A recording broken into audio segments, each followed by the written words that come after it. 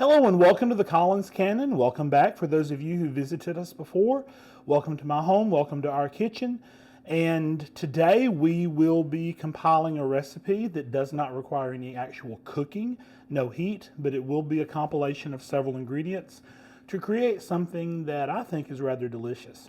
Where we live in Texas, the number one type of restaurant is Mexican restaurants. And the appetizer that most people actually enjoy at Mexican restaurants are chips and salsa. Well, in addition to the red salsa, many restaurants also provide, restaurants around here, a green salsa, and they call it the green sauce. Well, when I first tried it, I fell in love with it, and I was under the false impression that it was an avocado-based sauce. Well, for years I thought that I've done a lot of research and I've experimented, and I figured out that the restaurant green sauce that we eat is probably not an avocado-based sauce, but a tomatillo and cilantro-based sauce. So today, we're going to make a green sauce that is delicious and rivals any that you'll get at a restaurant. You can call it a green sauce, or if you're a little more daring, you can call it Tomalantro sauce for tomatillos and cilantro, Tomalantro. So that may be something I'm not allowed to do, but for the sake of this video, I will. Enjoy the green sauce. Okay, before we begin talking about ingredients, I wanted to go ahead and show you. This is some of the sauce, the way it's going to look when it's finished. I had made a batch earlier, and this is what's left. There's this and maybe about 3 or 4 other little small bowls. If you can tell with the lighting, it is a white sauce with a green tint to it. I guess that's why it's called a green sauce, because there are definitely green ingredients in it that give it that strong green tint. If you've never had this, I'm trying to find the best words to describe it. It has a little bit of a kick, but it's not painfully hot. It also is tart. It's just really good, and it has a flavor of its own. It has that umami, if you want to call it that, and it's not too salty. It's not too sweet. It's just right in the middle, and it's a wonderful sauce that complements another, like a red salsa or a green salsa to the side. So I'm going to go ahead and set this aside, and we will talk about ingredients.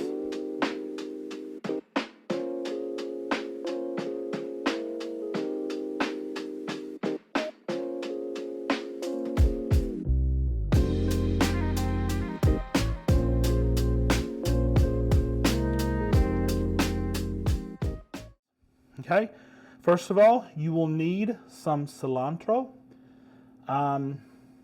When I first started out, I used a little less than this. This has been in the refrigerator for a day or two. Once you get the stems cut off, because we are going to cut the stems off here, so we don't have a whole batch of stems, you're going to end up with just the tops of the cilantro, and it's going to be a little under a cup. It may be between 3/4 and a full cup. And once you get it all kind of crunched together there, it's about a cup of cilantro. If you'll also notice, we have 4, you could use 3 or 4 depending on the size, tomatillos. Tomatillos is when you buy them in the store, of course, have that papery skin around them. And you can, when you get home, take that skin off, wash them really well. And we're just going to cut these into quarters in a few minutes and put them in the food processor. In addition, we have 3 tablespoons of chopped garlic. If you want to use actual clove garlic and peel them and chop them up, you can. This is actually from the chopped garlic that you can buy in a jar at the store as well too. And you need a nice sized jalapeno pepper or 2 smaller ones. Of course, what I'm going to do is to chop off the stem and take out the seeds in the membrane in the middle of it so that it won't be painfully hot. You probably don't want that in your sauce anyway. So I'm going to go ahead and do that now. So when we look at this here in a second, it will be completely ready to go into the food processor. So here we go. Okay, there we see the peppers are good to go. It is a pepper, not 2. It just looks like 2 peppers. Here it is, chopped up as far as the seeds and the membrane out of it. If you'll notice, we also have about 2 tablespoons of lime juice. You will need a cup of real mayonnaise. You will also need a little over a cup of sour cream. This is regular sour cream, full fat sour cream. Originally, I had the recipe with 1 cup of sour cream, but because of the way that the consistency of the sauce ends up, I think a little more than a cup. That's about 1.25 cups or so of sour cream there. Now,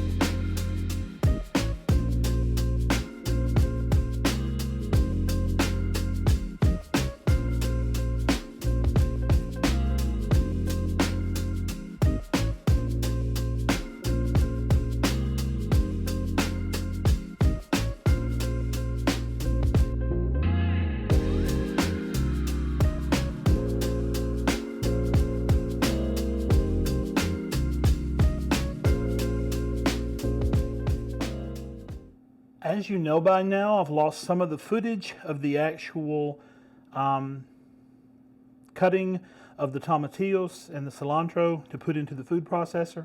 Something happened with the camera and we lost that. Just know that I chopped off the leafy part of the cilantro, kept the stems out, put the leafy part of the cilantro, about a nice size handful, about 1 cup, put it in here, chopped up the tomatillos into quarters, put those in here, 3 teaspoons, excuse me, of garlic, and the jalapeno pepper that I already had de-seeded, that I had seeded, taken the seeds out, and had taken the membrane out, and just took those 2 halves and cut them again so that there were 4 pieces we put in there. So in here is the cilantro, garlic, tomatillos, and the jalapeno peppers. All those are in here, and I have pulsed them, and this mixture is at a pretty good consistency. As you can see here on there, it's a little chunky still. That'll be okay. We'll take care of that because this is going to end up basically pulverized. Okay, so here we are. At this point in time, we're going to go ahead. So the first pulsing, the first chopping has to do with the tomatillos, the garlic, the pepper, jalapeno pepper, and the cilantro. Now, if you will, take your 2 tablespoons of lime juice, put that lime juice in there. I will tell you, you can overdo the lime, so be careful not to go crazy with it. A couple of tablespoons will be more than enough for this recipe. So we're going to go ahead and pulse that too. While we're working on this, I'm going to go ahead and take this other little spatula, spoon, plastic spoon, and go ahead and push all that down into the base closer to the blade. Okay, and we're going to go ahead now and put in the other ingredients. So go ahead and take your 1 cup of mayo and put it in there. Some of you love mayonnaise, some of you despise mayonnaise, or as most people in Texas call it, mayonnaise. Guess it doesn't matter depending on where you're from. And for the creaminess as well too, we're going to go ahead, this is about 1.25 cups of sour cream. You may be the kind of person that wants to go ahead and pulse this 1 ingredient at a time. If that makes you feel better, if that keeps you from suffering from anxiety, please feel free to do that. It's all going to be absolutely liquefied, so I don't need to worry about that personally. It is a messy process. You'll notice I am getting it on my fingers. I'm going to go ahead and put in the 4 tablespoons of the ranch dressing powder. I'm going to go ahead and just pour that in there.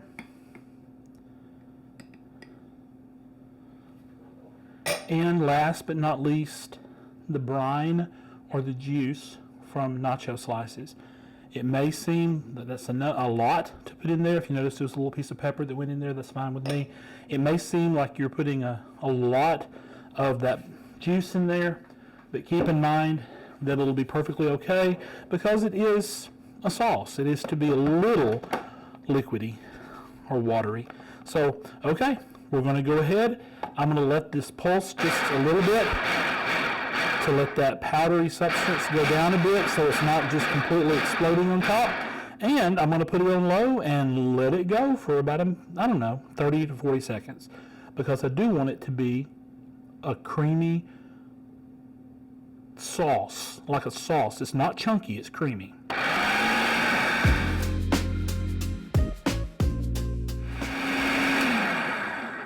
Okay, let's see how that's looking. Wow. That's good. You know what? I don't think it needs to be pulsed anymore or put through the food processor anymore. I am going to go ahead and pour this up so you can see what this looks like when it's put into a nice decorative container. I'll be back in a minute. Okay, we are back. As you can probably tell, I've cleaned up the counter here. I've washed all the bowls. I've washed the food processor. We have everything together, and we have put this in this sauce in a nice bowl here, and I'll have some side photos to show you how it looks. It's a good amount. Will serve quite a few people, or you can put some in the refrigerator to keep it for several days. This will make a wonderful sauce for a meal, or you can just, as I said, keep it in your refrigerator and eat it yourself or with your loved ones. I'm going to go ahead and taste this. If you'll notice, we have some tortilla chips here, some small corn tortilla chips. I'm going to go ahead and taste this because I modified the recipe and put a little more sour cream than normal. So I'll go ahead and taste this. Oh, that's really, really good. It has a tartness and a sweetness and an extreme creaminess to it. I think it's something that you'll really enjoy. It's comparable and may even be better than a lot of the green sauces we get at Mexican food restaurants around here. So I hope that you have enjoyed this recipe. I'm sorry for the technical difficulties earlier. Something I forgot to mention, if you want to, you can add a little salt to it, but I'm not adding any salt to this recipe because that ranch dressing mix is pretty salty on its own. I don't think it needs any at all.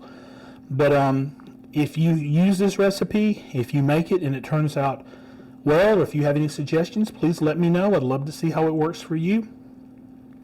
And now you can make a green sauce for your own table.